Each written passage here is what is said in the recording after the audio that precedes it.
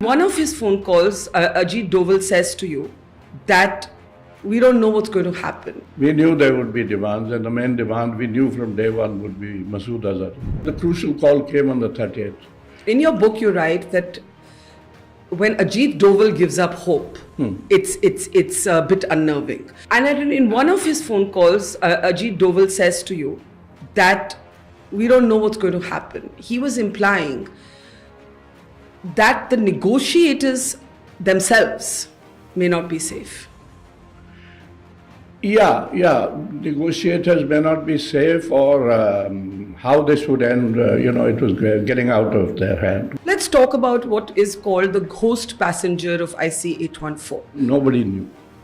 And that is the reason we never spoke about it, we never advertised it. His life would have been in jeopardy.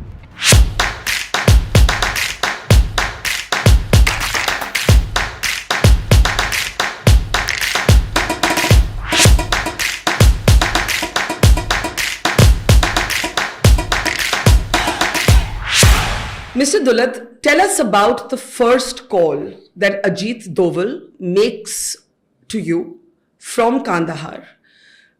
I don't know how many people know, but in your memoirs, Life in the Shadows, what happened with IC 814 is very well documented.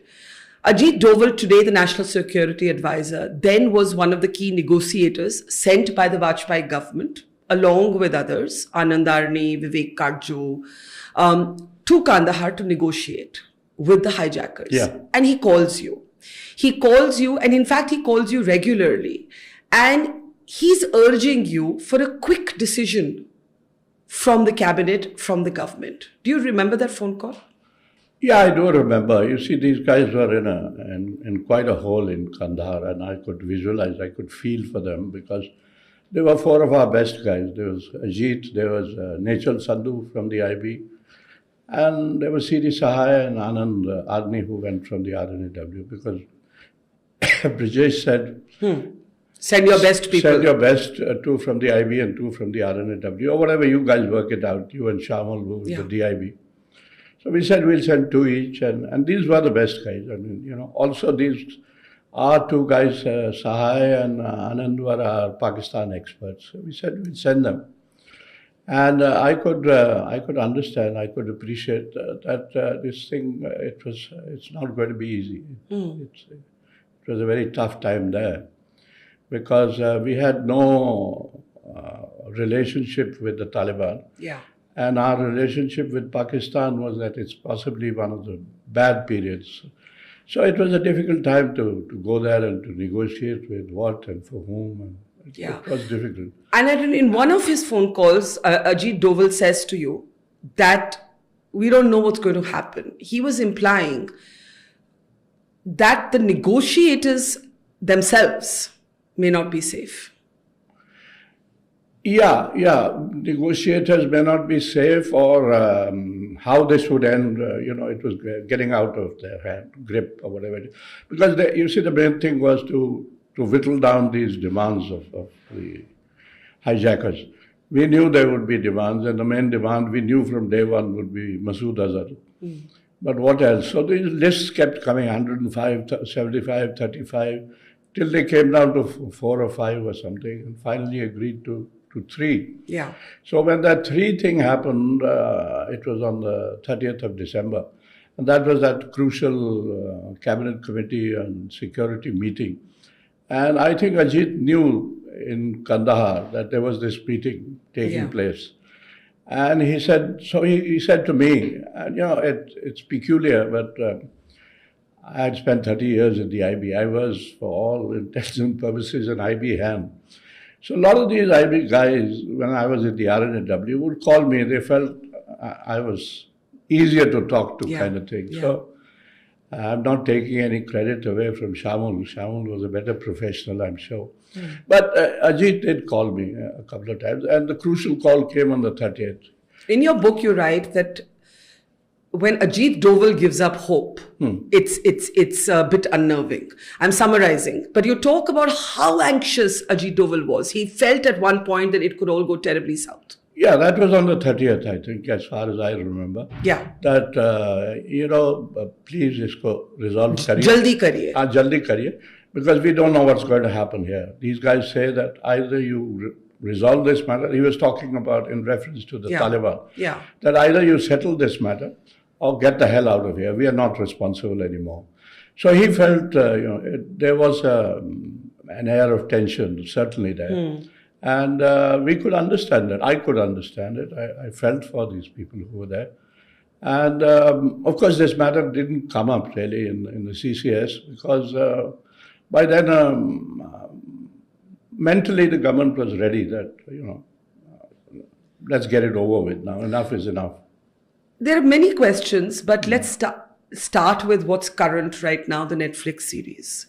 Now, I haven't seen the series. Maybe you've managed to see it finally. I've seen bits and pieces. I haven't seen the whole Our common friend Veer Sanghvi says that it is a complete whitewashing of Pakistan in the ISI. Do you have that feeling too? No, not at all. I mean, as I say, I haven't seen the whole thing.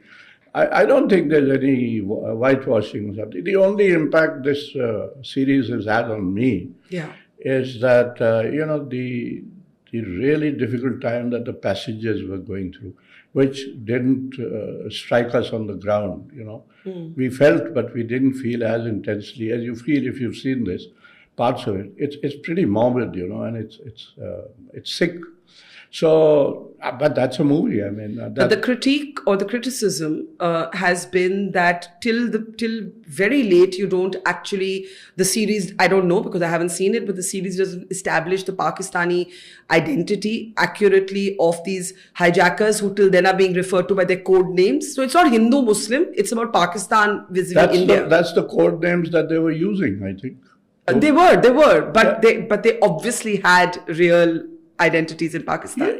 Yeah, so why would they mention those identities? I mean the series, the Netflix series doesn't mention, and now the disclaimer has been added.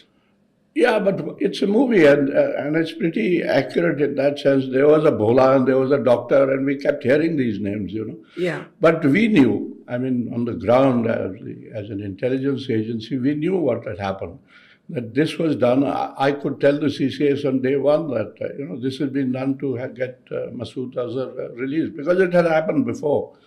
2-3 efforts had been made to get him released. That is the other criticism, that there is a kind of illusion that there may have been a Taliban hand when Taliban had nothing to do with this hijacking. This was clearly a Pakistan plot to get Masood Azhar out. Yeah, that's right. And it became absolutely clear when they demanded the release of Mushtaq Zargar, because he was their man.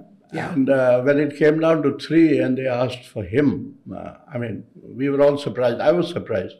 And Farooq resisted that release till the end, He gave me hell for 2.5, 3 hours that... What did he say to you? Because from what I remember at that time, I was reporting this story, Farooq Abdullah said he would resign if these 3 terrorists were released. He did not eventually resign. The story goes that the governor, Girish Saxena, managed to prevail on him not to resign. But what did he say to you? Did he tell you that you're making a terrible mistake? Oh, he said it over and over and over again. And you see, let me tell you the story from the beginning. Because once the CCS decided that... these guys have to be released. Then suddenly somebody realized that 2 out of 3 were in Kashmir jails. And then they said, Farooq will have to be informed, or his permission will be required. And then they said, who's going to talk to Farooq? And they looked around the room and as usual, Dulat will go. Brijesh said Dulat will go. So I said, sir, I will go. I looked at Jaswant Singh. I said, please call up Dr. Farooq. And, somebody... political needs to inform him, and then I will go. So Jaswant Singh picked up the phone and called Farooq, and I went back to my office and I then called Farooq. I said, I'll be coming, sir. He said, I know you're coming, so might as well come and stay with me. So it was a nice welcoming invitation, but when I got there, it was pretty nasty. What did he say? And, it was the month of Ramzan, and when I reached there, it was iftar time, and he said, let me go and say my prayers. And he said his prayers and came and drank his juice and ate his dates and whatever. And then he said, let's go into the drawing room. And that's when all hell broke loose, because he abused. He said everything. You guys are making a terrible mistake. He said everything. And he picked up the phone, he banged the phone, he rang up Advani, he rang up Jaswant Singh, he rang up everybody. And he said, it's not on. What was I to say to him? The first thing, of course, he said to me, it's you again. You were there during Rubaiya's time, you are again here. I said, sir, then So to give context, there's an entire generation who doesn't know who Rubaiya is. Rubaiya is Mehbooba Mufti's sister. She gets abducted by the Jammu and Kashmir Liberation Front militants. And once again, a swap deal is made for her safety. And this is now the second time that you're in the middle of actually releasing terrorists in exchange for the safety of civilians. That's right. So he said, it's you again. I said, sir, in Rubaiya's case, I was with you. I was with the state government. I was posted in this thing. Now I've come on behalf of government of India. He said, you're all the bloody same now. Say this thing. You'll regret this. It's a normal thing. And did he say he would resign? Oh, he said it so many times. You know, when Farooq creates theatre, he's at his best. But did he feel it? Because he didn't eventually resign. Did he mean it? Of course, he it's a mix with Farooq. Of course he felt it. But he was trying to persuade you to not do this. No, he couldn't persuade me. I was nobody. Or the government. I was just Advani, Jaswant. He did speak to them. I mean, that's reality. And he banged the phone down and all. He said, Advani ji, aap bahut galti kar rahe hain. And then first he spoke to Jaswant, because Jaswant is the one who had called him initially. So he said, Jaswant Singh, aap bahut galti kar rahe ho. So Jaswant must have said, we are helpless, this, that, and he bagged the phone. Then he picked up the phone and spoke to Advani. Because he realized, he's smart enough, that Advani was not fully on board. Yeah, I was just going to ask you, how visible was Advani's opposition to the release of the terrorists? Well, when Advani starts rubbing his hands and there's gesture, he was stressed out. And he felt that this is the weakness of India. But did he verbalize it? No. In fact, he absented himself from that crucial CCS meeting. Which in itself is a sign, right? Yeah, but the point is that he could never have opposed what Atalji decided. If Atalji decided this is to be done, then it had to be done. Advani could never take an opposite position. But yeah, he was not very happy about it. If there was one person who was not very happy, then it was Advani. Now, you have said in your memoirs, you have said this week that there were a number of goof-ups. Everybody goofed up. It was a goof-up. Let's start with a goof-up that is alleged at the level of intel. There is one account that suggests that there was a junior RANW officer in Kathmandu that warned his senior, who subsequently ended up being an RANW officer who was a passenger on board that plane, Mr. Tomar. But let's first start with the intel failing. This junior officer warns Mr. Tomar that there is a apprehension of a hijack. He's picking up chatter in Nepal, in Kathmandu. That assessment is not taken seriously. Is that goof up number one? No, there was no such information. This is all hogwash as far as I can. There was no concrete intelligence input of a hijack. It's very clear. You see what's made out in the movie. I've seen again bits of it. That fellow goes running around and catching all the Nepalese and bashing them up and all. We don't do these things. Nor was any Nepalese bashed up or anything. The government of Nepal would have protested very strongly. But there's a crucial point here which is being missed. Yeah. Poor Tomar is being blamed for having intelligence and not taking action on it, that it was on his table and he knew about it. Now, if he knew that a hijack was imminent, would he be on that hijack? This is a point which everybody has missed out. No, he didn't take that input seriously. I'm not alleging a conspiracy. No. I'm saying he misjudged my that point is that suppose I get an intelligence report on my table that something is going to happen. And I'm going to Delhi, I would think twice about which flight I'm going to take. So let's talk about what is called the ghost passenger of IC-814. When the government made public the list of passengers on board that hijacked plane, Mr. Tomar, an RANW official's name was not revealed. When you wrote your memoirs, you also didn't really tell us that there was this ghost passenger. I think he was in seat 16C, if I remember my details correctly. He was an RANW officer, and later you said it was pure coincidence that he was on the flight. But the Pakistanis and the Taliban seemed to know that there was a sleuth on the plane because they later issued public statements about it. The theory then became that one of the reasons that commandos were not deployed to stop the plane leaving Amritsar was because there was an RANW official on the plane, Mr. Tomar, who had brother-in-laws in two very powerful men, N.K. Singh, then a bureaucrat in the PMO, and Nikhil Kumar, who headed the NSG. So the theory became ghost passenger on plane, Mr. Tomar, 16C. RANW officer, Government of India is dissuaded from deploying commandos because of this highly connected officer. I want to give you the opportunity to tell us about this. Dissuaded by whom? I don't know. By me? No, Let me I tell don't you. know. I don't know. Let me tell you. Poor Nikhil never came into all this. He was not seen anywhere, not heard anywhere. Poor fellow. In fact, at one stage, somebody tried to blame him that, he couldn't send his commandos in time and all. I said, that's rubbish. By the time Nikhil was informed and he could get his commandos ready and the aircraft and all, it would be far too late. It would take the whole exercise or operation would take close to 3 hours, by which time the aircraft would certainly have left Amritsar. Okay. So Nikhil never came into the picture. N.K. Singh, because we were both in the PMO, we were colleagues, certainly he was concerned. I mean, this was his brother-in-law. Yeah, he was concerned. But that concern was only exhibited to me. He would ask me every now and then, what's happening? Is everything all right? I said, yeah, it's all right.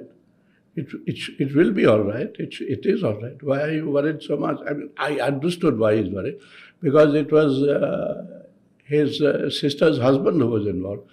But at that point of time, let me tell you, while the plane was in Amritsar or whatever it was, nobody in government knew that there was an RNAW officer on board that flight. You knew? I knew, but nobody else knew. You did not tell the cabinet? No, I didn't tell anybody.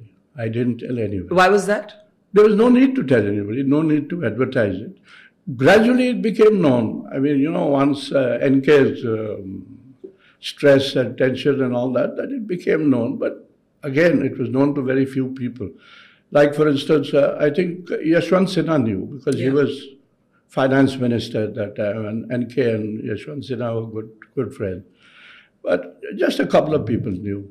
And we didn't want to advertise it, because what you are suggesting that the... I'm not suggesting... No, you are saying that the ISI or the Taliban knew. They didn't know. Nobody. They didn't know? No. They got to know later?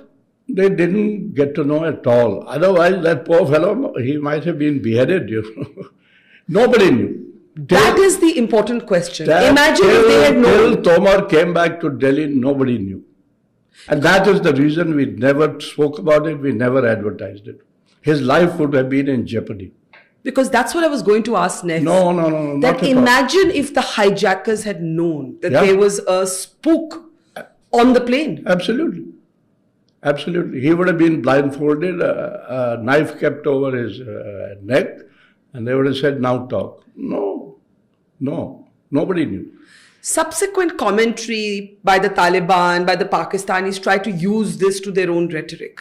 That they can use whatever they like. But the fact but nobody knew. At the time, during the negotiations, did it come up? Not at all. Nobody knew till Tomar came back to Delhi on the 31st.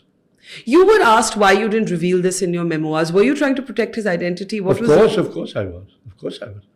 As NK was concerned, and I was concerned because I was a colleague of his. He was a colleague of ours. So naturally, we didn't want his identity revealed, because as it is, the poor fellow was suffering, and he suffered for 7-8 days. I met him as soon as he came home. I had gone to receive him at the airport, but I was a bit late. Then I went to his house and I said, sorry for whatever has happened, but how are you? And he was fine. And I guess his possibly priority... a bit shaken, but he was okay. And his priority would have been at that time to somehow play down his identity. That's right. So I said, what did you do? He said, I just sat quietly. Yeah. And he said, I didn't look these guys in the eye at all. I avoided eye contact. I just sat quietly. And he said in the last few days he stopped eating also, because going to the toilet was a big problem. So he said, I didn't eat. But his identity as an RNW official was never leveraged or sought to be leveraged by the hijackers? Not at all. Not one bit. Now, That would have been a big issue then. Yeah. Now the hijacked plane itself, 50 odd minutes on the ground in Amritsar. The accounts one reads is that the Punjab police was ready to send its commandos in, bring in the Bowsers, storm the plane if needed. But that never happened. What we do not know till this date is that was the proposal opposed? Was it delayed? What was the thinking in the decision? There was no proposal as such, and there was no decision either. What does that mean? What do you mean there was no decision? I'll tell you what happened, when the CMG Crisis Management Group assembled, and it assembled pretty fast, I think within 20 or 25 minutes of everybody being informed that there was a hijack. And so when we assembled, the plane was in the air, coming from Kathmandu to Delhi, and nobody knew where it was going to go. All these hijacked planes, there are some favorite places where they land up. Srinagar, Jammu, Amritsar, this is where it goes. And so everybody was anticipating where is it going to go. And when the plane headed for Amritsar and landed in Amritsar, there was a sigh of relief. Yeah. Because everybody thought that Captain Devi Sharan has been smart. Instead of going to Lahore, which is next door, he landed in Amritsar. Now this provides an opportunity, like you say. Then what happened? Yeah. Then what happened, that obviously the CMG got in touch with the Punjab police. Now I'm telling you the story which I heard from my batchmate and DG of Punjab at that time, Sarabjit. Now Sarabjit says he was in Chandigarh, and in fact he was coming out of a dentist appointment when he heard of this. And he said when he says his officers were in position, he was informed by the IG Amritsar, and there was a DIG who was at the ATC and things. So he said Punjab police were all in readiness. Now he says that he had told Delhi that Punjab police had the commanders and they could storm the aircraft if required, but they could not say how many casualties there would be. Now this whole business of casualties is what stopped everybody in their steps. Now Sarabjit also says that his chief minister, Prakash Singh Badal, was in his village that evening. And when he spoke to Badal, Badal Sahab said, we don't want any bloodshed in Amritsar. There was a similar kind of sentiment in the crisis management group also. Suppose the plane is stormed, how many killings, what will happen? That thing was that. Because the hijackers had threatened to kill a passenger every hour at one point. And the captain had or every 10 minutes, I think, at one point. The captain had said that they have possibly killed one or two people. By the time they got to Amritsar, he said that he had told the CMG that possibly they've cut somebody's throat. They may have killed one or two people, and so we don't know what's happening inside. So it was that kind of thing. You see, I have always... Was it a mistake? Was it a mistake to not stop the plane in Amritsar? That's what I'm coming to. I've always maintained since that day that it was a goof up on our part, that was an opportunity which the plane should never have been allowed to leave Amritsar. But having said that... But who told the Punjab police stand down? Somebody would have... It would have been somebody's order to say... Nobody said... Sarabjit also was very relieved that he got no orders from Delhi. He was waiting for orders from Delhi. But weren't you all discussing how do we stop this plane in Amritsar? Yeah. In fact, then somebody said, now there were two of us, the DIB and me, both of whom were batchmates of Sarabjit. Now Sarabjit was a very good friend of mine. I didn't want to get into this conversation with him because this was a formal thing. I told Shamal, I said, you speak to Sarabjit and tell him. So Shamal spoke to Sarabjit and said, can't you deflate the tires? And Sarabjit said to me later on, I don't know what Shamal was trying to tell me. How was I going to deflate the tires with a pea shooter? Do you know how thick and how heavy a tire is? But what about bringing in a Bowser to stop the plane? All these things were, these things were considered. The DG was also told, okay, why can't you bring in a Bowser? Yeah. But the thing is that the hijackers made sure that plane kept shifting. They didn't allow... On the tarmac? On the tarmac, yeah. So it was difficult, but it could still have been stopped if, you just place something. Correct, obstructed its path. Yeah. But now, having seen bits of this series, I feel it's just as well that it did not happen. Why? Because we don't know how many people would be killed. And if the ultimate aim of the government was to get all our hostages back, safe and sound, then possibly we could have lost 10, It's a complicated decision because you release terrorists who come back to kill many more Indians. I'm not saying it's an easy decision. I don't know. It's a real ethical dilemma. It's a very difficult call. At that time, I certainly felt that, this plane should not be allowed to go. Was there no other way by stealth? You openly storm the plane. You do it quietly. You obstruct its path. All these things were considered. That what is the best? So let me ask you like this: was there a slowness in decision making, or was there a panic, or was there a paralysis? What is the word you'd use?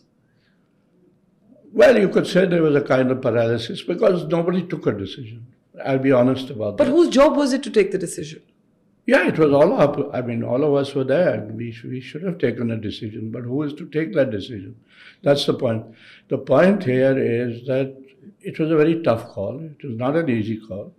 And as I said, I've always maintained, and I've said so now to Veer Sanghvi and one or two others also, that that was a goof up.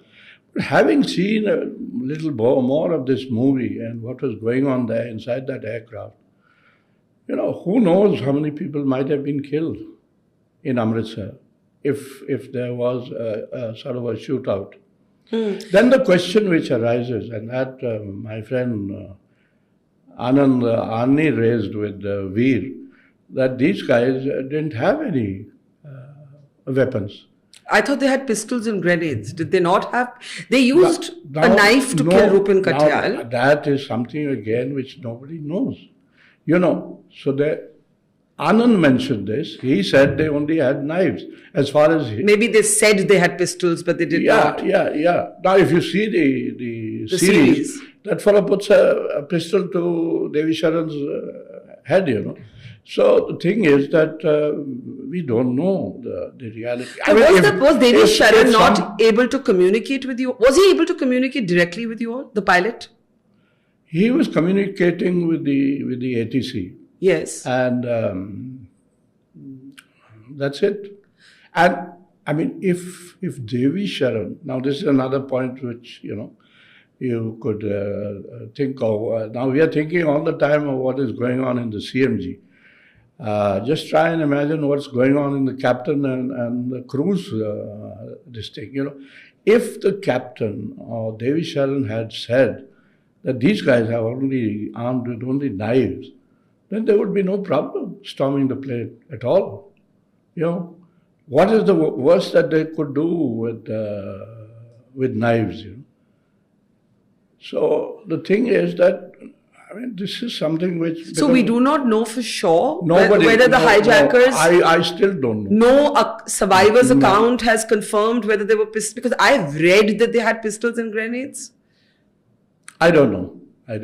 Now, it's a long time ago. I knew one of the people who was hijacked, apart from Tomar. Yeah. And he was released, an elderly person who was released in Dubai. Yes. And he was the first one to meet all of us.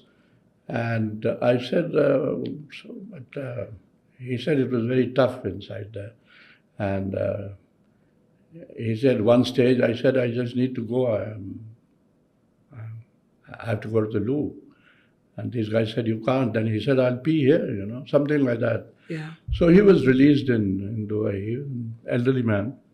But look at how many places this plane went. Now, this whole thing about whether they had pistols or not, I don't have an But you all would have known at that time? No, I still don't know. It's only Anand Arni who mentioned to Veer the other day that the pistols came on board. Now, these are theories, The pistols came on board? In Lahore. that these guys were handed a bag in Lahore. So when the plane stops for refueling in Lahore, that is when the weapons per Anand Army are handed to the hijackers. Possibly. And before that, while the plane was in Amritsar, when it was hijacked from Kathmandu... Nobody knows. But I don't know what Devi Sharad has written in his book. He's written a book. And I don't know what he said. But at that time, when you all had to make your decisions, you obviously thought they were armed. Of course we thought they were armed. We thought they were armed. And when they cut this fellow's throat, it didn't strike us that possibly they only have knives, It didn't strike anybody. Now you could say that also is a goof up. Isn't it? Yeah. I mean, the first thing you do is establish... What I'm trying to say... That's why I'm trying to understand what was the channel of communication. That is what I don't know. I'm trying to say, that even today I don't have an answer. Devi Sharan might have an answer. I don't know what his answer has been. Yeah. Whether they were knives or pistols or what they were at that point. If they were only knives, with the benefit of hindsight, till Lahore, when there is a theory that they were weaponized. No, then the plane would never have gone to Lahore if they were only knives. But Anand Army is saying, you're saying that the weapons were handed over at Lahore. I'm not saying. Anand says that there was a bag which was handed over in Lahore. So possibly pistols were handed over in Lahore. I mean, this is all conjecture, There's yet another account that even after the deal had been done, this is Ruchi Ghanshyam's account, whose husband was one of the first people sent from the High Commission in Islamabad. That even after they went away, they said, we've left a present for the Indians, and everybody in the delegation assumed that a bomb had been left on the plane. So a lot of time was spent looking for this bomb and a red bag, and then nobody knows whether there was one, whether they were just playing, whether these were mind games. Yeah. Now that red bag reminds me of a funny story, because this friend of ours I was telling you about, Rudy Singh, who was released in this thing. He said to me, I'm out, but I've left my briefcase there. So will you please get it out once? I can't believe he could even think of getting his bag back. So when I saw this whole business about a red bag, because he also talked of a maroon briefcase. Surreal. But let's cut to the negotiations. Now the negotiations begin. Yeah. The initial demand is 36 Pakistani prisoners, $200 million. It's whittled down to these 3 terrorists who are released. These $1 million and things, frankly, let me repeat here, and because I never heard about the money part at all. Yeah. In any negotiation or anything. You didn't even hear of it as a demand? No, I didn't hear of it as a demand. In fact, this story came up when Jaswant Singh went to Kandahar. And then the story was that Jaswant Singh had to go because that money had to be carried. There was no monetary transaction at all. But was there an ask for it? Now it seems there was, because Anand says there was. Yeah. Although he says the figure is much less than what has been mentioned in the film. Yeah. Yeah.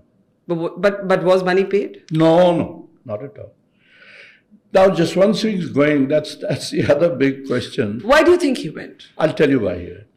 I'm a witness. In your memoirs, you say Jaswant was a very lonely man at that time. He was trying to reach all the global capitals for help. He rang up Strobe Talbot. He was trying to get the Americans to intervene. Everybody, nobody took his call. At the end, I was sitting with him one day, and he said, I am trying to ring up Muttawakil. The Taliban foreign minister. Yeah, and he says he won't take my call. But India had no relations with the Taliban at that time. No, nothing. He was just trying. Yeah. And Muttawakil wouldn't take his call. So Jaswant Singh was a very lonely person. And he felt responsible, that being foreign minister, he couldn't reach out to anybody. Nobody was helping. Why was nobody helping? The Americans could have helped. Yeah, the relationship, if you recall at that time, because this was not long after. It was the year of Kargil. Bill Clinton had, already had words with Nawaz Sharif. That's all right, but it was also not long after the nuclear thing. So the Americans were a bit wary or not particularly friendly at that point of time. They did help out in Kargil. But still, it was not... Why do you think Jaswant Singh should have gone to Kandahar? Now, in hindsight, he should not have gone because it just gave it more publicity. But he was, as I say, a very lonely person. I'll tell you exactly what happened. Once this decision was taken, and I'll give you the context of it, Jaswant Singh immediately put his hand up and said, Atalji, can I go? And Atalji said, yeah, okay, chale jaiye aap. What had happened when the passengers were let off in Dubai 28 or whatever the figure was, Sharad Yadav, the aviation minister, had gone to receive them. So that again was on Jaswant Singh's mind. That he should go and receive. Ab main leke aaunga. But the problem is he was escorting Masood Azhar, Umar Sheikh and Mushtaq Zargar. The optics of that. He didn't look at it that way. In fact, well, so was I. I was bringing them from Srinagar. And when I was... You brought them from Srinagar? Not Srinagar, from Jammu. I brought from Jammu and Kashmir, yes. Hang on. There are two stories happening here at once. So let's start with Jaswant Singh and why he went. I'm telling you. Yeah. So he put his hand up and he said, can I go? And Atalji said, yeah, aap jaiye. Jaiye, le aaye. And nobody thought the optics of India's foreign minister escorting 3 dreaded terrorists to a country where we had no relations with that country. Everybody forgot that somebody would have to carry those terrorists also there. What they remembered was, at that point of time, this is how, the brain or memory plays tricks. What was on everybody's mind was that finally our passengers, our hostages are going to come home. And Jaswant Singh ji will bring them home. So that is what is on his mind. But with hindsight, you feel he shouldn't have gone? Yeah, because of what you're saying, the optics, that... or at least gone on a separate plane. Yeah, well, how many planes were there to go? I mean, it was Kandahar. Too many planes. So the thing is that, now what happens is that I was told to bring these guys and I'm... Yeah, can we talk about that? Farooq has had an explosion. He's tried to convince you all not to release them. Yeah. Then they are to be released. And you are to bring them from their jail to Delhi. Right? No, not from jail, but from Jammu to Delhi. But somebody releases them and takes them where? To a safe house? How does it work? No, brings them to the airport, to the aircraft. So from the jail to the aircraft. You are on that flight? I'm on the flight. Can you talk about that journey? Did you meet them, come face to face with them? No, not at all. What happened? What happened was that I was waiting there because I had got a message saying that Jaswant Singh ji is waiting. So bring these guys straight to the tarmac where he is flying off to Kandahar. Yeah. So I said, okay, wherever he is waiting, we'll go there. Right. And it's not a very long flight from Jammu to Delhi. So I remember the IG or DIG Jammu at that time, Ved, he brought these guys and he said, tayar hai. मैंने कहा उनको... He brought them where? To the airport? To the aircraft, okay. And they were blindfolded, so he brought them. And मैंने कहा इनको बिठा दो अंदर और फिर पर्दा लगा दो, फिर मैं भी बैठ जाऊंगा और ले जाएंगे इनको. तो इनको बिठा दिया, पर्दा लगा दिया, and फिर मैं बैठ के और हम चले गए. So there was no face-to-face with these guys. And then they reached Delhi. When they reached Delhi, I got off and I handed them over to Jaswant Singh. But who physically took them on board the plane that flew to Kandahar? I don't know. I don't remember that because I just got off and left. You didn't come face to face? No, I didn't. Not that it's a big deal, but I didn't. No, but what was... They didn't see me and I didn't see them. I saw 2 blindfolded guys going in. But look, you've spent your life, working on Jammu and Kashmir, India, Pakistan. These 3 men, in particular Masood Azhar and Umar Sheikh, they go on to be kind of most wanted men, not just for India, but for the world. Umar Sheikh kills Daniel Pearl. Masood Azhar, the Jaish-e-Mohammed, is responsible for countless terror attacks in India, right? Yeah. Mushtaq Zargar is a homegrown Indian Kashmiri terrorist. The worst. I mean, even today, all these years later, it kind of makes your blood boil that these men are, that they were able to walk free. Yeah, it could make your blood boil. But and Masood Azhar is sitting there in Pakistan. You see, this thing... So is Zargar. Yeah.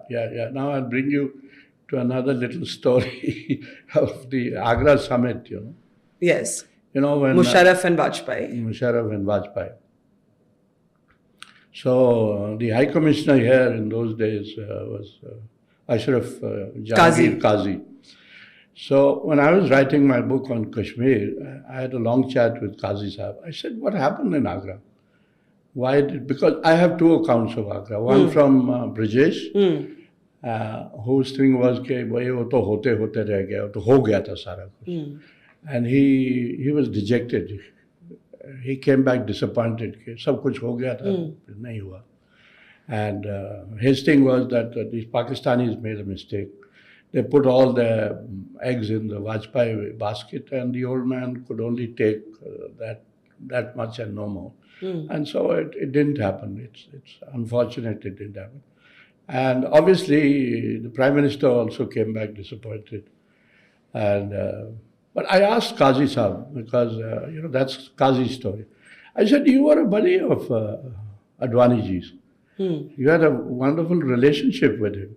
Then what happened? He said, what happened is that the Advani of Delhi was the Advani of Agra was very different from the Advani of Delhi. And he said it all went wrong when Advani ji went to call on Musharraf at Rashtrapati Bhavan. And the first thing he said to Musharraf is, कि फिर आप दाऊद इब्राहिम को छोड़ देंगे. Musharraf said, Advani ji, पहले आगरा तो पहुंच जाए. So he says it didn't start off well. And that's how it went. Yeah. But look, Masood Azhar is still so there. So now Dawood is also still there. Yes, but Masood Azhar is a clear and present danger to India. Yeah, I've talked to the Pakistanis about Masood Azhar and to former ISI chiefs and things. And I said, look, the old story about Dawood, you could not find Dawood in Karachi. Everybody knew he was in Karachi. But you can find Masood Azhar easily. But Masood Azhar, so उसमें क्या है? Everybody knows कि वो कहाँ है, भावलपुर में है या जहाँ भी है. So what's the problem?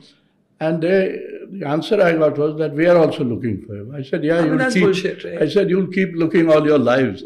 Yeah, that's utter rubbish. And we'll keep waiting. So these are things, once, since it was their show, their man, they're not going to hand him over. Once he's gone, he's gone. What was Pakistan's play here? Like, look at the year. It is 1999. It starts with the Lahore bus. It ends in the middle of the year with Kargil. The Pakistanis, what's remaining of them, have to retreat. Nawaz Sharif is read the riot act by Bill Clinton. The Indian army does a stellar job on the battlefield, creates the conditions for Clinton to tell Sharif, take your men back. Sharif gets deposed. Musharraf has a coup. Musharraf takes over. By the end of the year, a plane with Indian passengers is hijacked. What is Pakistan's play? This whole year is a year of schizophrenia by Pakistan. Yeah, you see, this was, in some ways, I feel it was a continuation of Kargil. And the hijacking was a continuation of Kargil? Hijacking, because, not the hijacking per se. The Pakistanis were getting desperate to get Masood Azhar out. Was this Musharraf's plan? I don't know whose plan it was. He could have helped if he wanted to. When the plane was in Lahore. He could have helped. Of course he could have helped. And he didn't. No, he didn't. Nobody helped. So what was the play? See, I'll tell you something. This is my instinct, and I've said this repeatedly, that a lot of the terror attacks that we faced, and I'm referring particularly to the attack on Parliament and then what happened in 26/11. Yeah. I've always felt that this is due to Musharraf's frustrations, because this attack on Parliament happened after Agra, the frustration of Agra. Yeah. And then, of course, that took a while. But these things take a long time to mature in the pipeline. If you're working on something. So did an India... attack by sea. Yeah, 26/11. Yeah, and you have the opportunity. You have a David Hadley, and the Americans are also, half cooperating with you, because this fellow was at least a triple agent. David Hadley, the mastermind of 26/11. Yeah, so which is why the Americans never gave him up to India. That's right. Where is he now? Must be in America somewhere. So you I think don't know, but now I read that other fellow, that Rana, whatever. The subword or whatever his name was, That now the Americans are saying, if you want him, we can hand him over to you after all these years. There was a news item. So do you think India, talking about goof-ups, Musharraf was seen as, at one point, as India's best bet to get a deal. Whether it was Manmohan Singh or Vajpayee, across still maintain How can you maintain that if you believe that Kargil we know to be Musharraf's handiwork, IC-814, Musharraf doesn't intervene, Musharraf, irony of ironies, Indian intelligence tips off Musharraf that your life is in danger from Jaish-e-Mohammed, the same Jaish-e-Mohammed whose head is Masood Azhar, all enabled by Pakistan. I mean, Pakistan just, the levels of schizophrenia are befuddling. Why would Musharraf be anyone's best bet? I would always maintain that Musharraf was our best bet. How? Because I'm looking at it from the Kashmir angle, I always look at these things from the Kashmir angle. And Musharraf said time and time again what no other Pakistani leader has said, that whatever is acceptable to Kashmir and Kashmiris would be acceptable to Pakistan. I felt that was a huge, huge compromise. And that is why... But he clearly used to say one thing and do another thing. Well, that may be so, but that's where it goes for everybody, We say a lot of things and we do different things, Now we had a ceasefire which is still thankfully holding on the LOC in February 2021. Now, the sentiment or feeling at that time, and this was Imran and Bajwa, the feeling was that this will open more doors, now things will happen. Nothing happened. And on the contrary, immediately articles came out on our side saying this is a part of another trickery of Pakistan, this ceasefire. Whereas Pakistan's narrative is that India needed this ceasefire desperately because of what was happening in East Ladakh. That is the timing of it, The Chinese incursion. But the fact is that every time you think of Hafiz Saeed and Masood Azhar being kind of out there, footloose and fancy-free, to be used as weapons when needed, to be disowned when desired, it's very difficult to construct the framework. I know you've spoken about the need for dialogue with Pakistan. I still say that. But my question is, when I think of these two terrorists, the Jaish and the Lashkar, when I think of the fact that unlike a Dawood who's possibly old and redundant, which doesn't make all his crimes irrelevant. Even, I think, but these men are clear and present dangers to India today. Not the Lashkar man. I don't think so. All right, but Jaish? I think Lashkar is also sort of gradually fading away. All right, but the Jaish. It's done his job. The Jaish. Like the Hurriyat has done its job. But the Jaish. Yeah, the Jaish, I mean, you could give it new names, whatever it is. Jamaat-ud-Dawa, now, look at the number of attacks which are happening in Jammu and Kashmir now, Yes. That Poonch-Rajouri area keeps getting attacked, And there have been so many attacks in Jammu. Out of 10 districts, 8 have been seriously affected. In fact, 3 of our corps are tied down in dealing with terror. 15 corps, 16 corps and 9 corps in Pathankot, all are dealing with terror in Jammu. Yeah. So it's serious, and this goes on. Now we say, I mean, when I say, I'm not talking about government and I'm not talking of our intelligence agencies or whatever, but the general thing is this is the deep state. Yeah, of course this is the deep state. But it will not happen even in Pakistan without the knowledge of the political leadership. This happened in Kargil also. Nawaz said, Mujhe to bataya nahi tha. And Pakistanis say he knew very well what was happening. Yeah. So, which makes it very difficult. But I want to end by coming back to the hijacking. Okay. Mr. Doval called you several times. Then these passengers... Not several times, 2-3 times. Okay. Yeah. Now the crucial call came, as I told you, on the 30th. Now everybody comes home. Do you all regroup to say, okay, what were the learnings? What could we have done? Did you get a chance to talk to the negotiators about what they went through? What, did Doval regret the process that he had to go through? You see, that's a fair enough question. He would regret it because he was Advaniji's protege and their thinking was alike. Yeah. So, like Advaniji felt, Ajit would also have felt that. This was a mistake. Yeah, but you're pitchforked into that. What do? You have a job to do and you would do it. Ajit would do any job, he's a thorough professional. So, mentally he would have thought that ये क्या हो रहा है? Yeah. क्यों हो रहा है? Speaking to some of the survivors this week, it occurred to me that as a country, we never, in a way, memorialized what these people went through. Exactly. And I feel that the missing piece of this, we've debated a lot about the plane at Amritsar, why did we release these 3 terrorists? But what about a kind of acknowledgement of what these passengers on board this plane went through, in a way kind of forgotten in the annals of our history? That's exactly what I started by telling you, that now having seen a bit of this series, it's pretty morbid, what those guys were You were going not through. angered by the series. No, I was not angered by it. This is reality. I mean, we've known about No, it. I'm saying this series created such a storm. No, why should I be angered by it? What is Firstly, that? you're not angered easily. No, You've seen too but, much. I mean, what is it? But I did feel, and that is why I said I Yes. somewhat revised my opinion about Amritsar, that possibly it's just as well that nothing happened, because there would have been killings in Amritsar. And we don't know how many killings there would have been. So from the passenger's point of view, which you've come to now, and I agree with you entirely,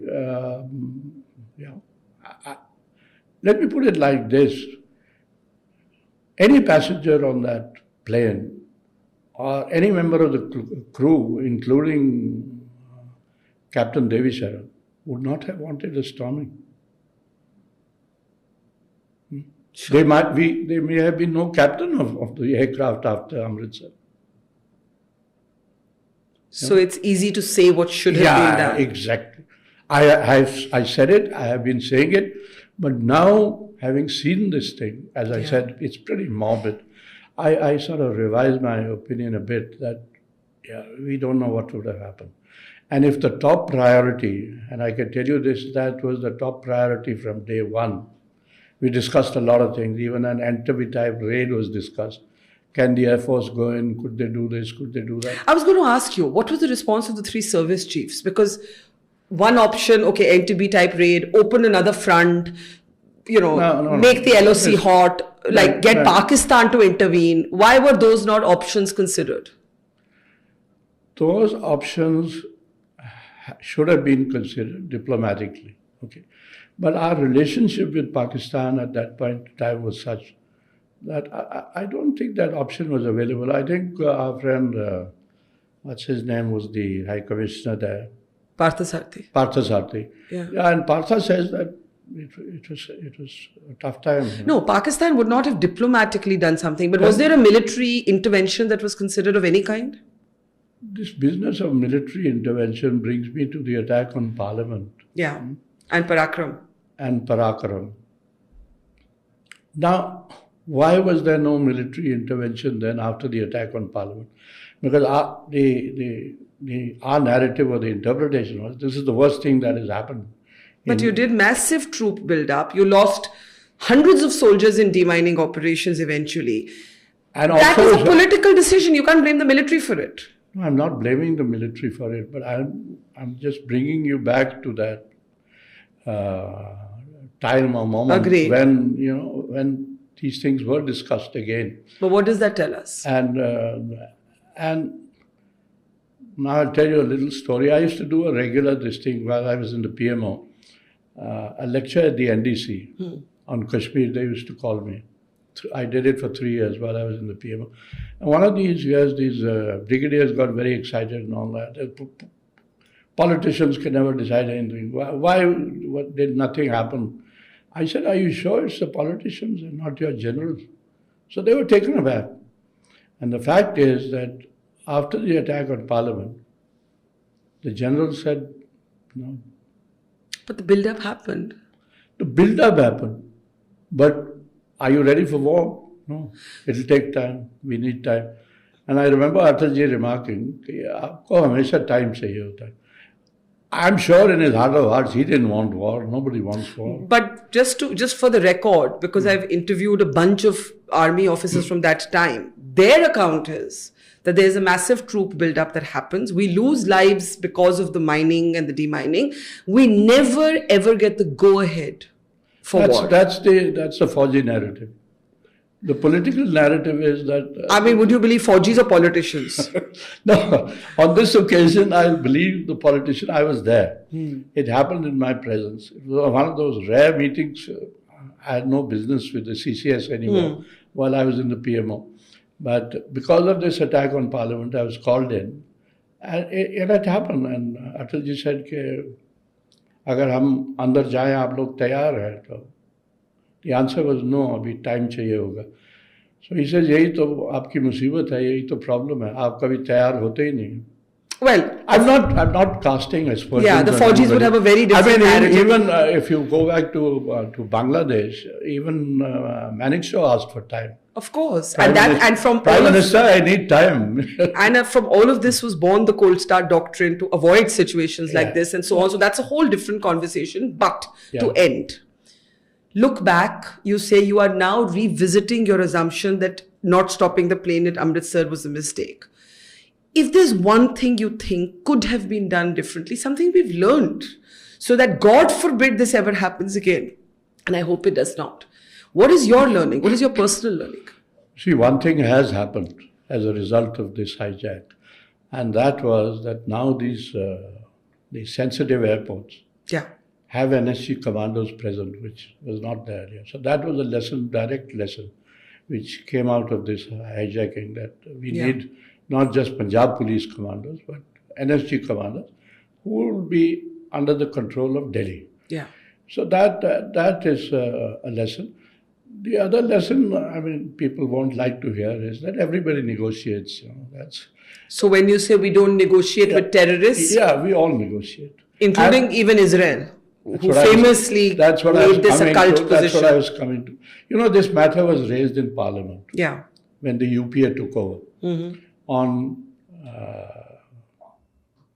negotiating with terrorists, and the UPA government said that we should put it down that we will never negotiate with terrorists. And Jaswant Singh stood up, and I gave him full marks, and he said, yes, as a matter of principle, fine, but there will be times when you will have to negotiate. Everybody negotiates. The Israelis do it all the time. Yeah. Now, why is Netanyahu stuck? Yeah. Because this time they've sent 6 bodies out of those hostages that they have. And there's huge hangama in Israel. Yeah. So everybody sometimes has to negotiate with terrorists. Everybody negotiates. Yeah. Everybody negotiates. And everybody talks to terrorists also. I mean, you certainly... I've talked to a lot of them, and we all talk to terrorists. Who has not? No, many people have not, because their professional jobs don't need them to talk to terrorists. Yeah, that's another matter. Yes. But you can't say, I will not talk to a terrorist if it's part of your job. That needs a whole different book and a whole different podcast. I will leave it there. Provocative as ever, Mr. Dulat. Thank you so much for your candor and for all the stories. Looking forward to your next book. Inshallah. Thank you. Thanks, Dulat. Thanks a lot.